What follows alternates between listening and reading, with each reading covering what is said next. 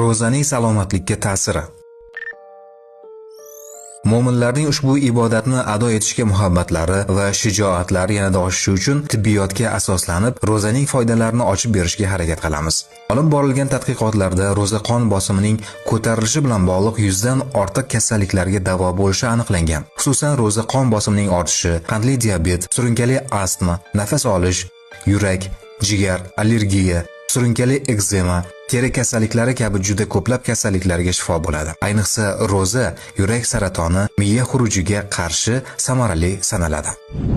2016-yilda Nobel mukofotiga sazovor bo'lgan yaponiyalik olim Yasunori Asumi aniqlagan eng qiziq holatlardan biri organizmning eng faol ishlaydigan vaqti ochlik paytida bo'lar ekan.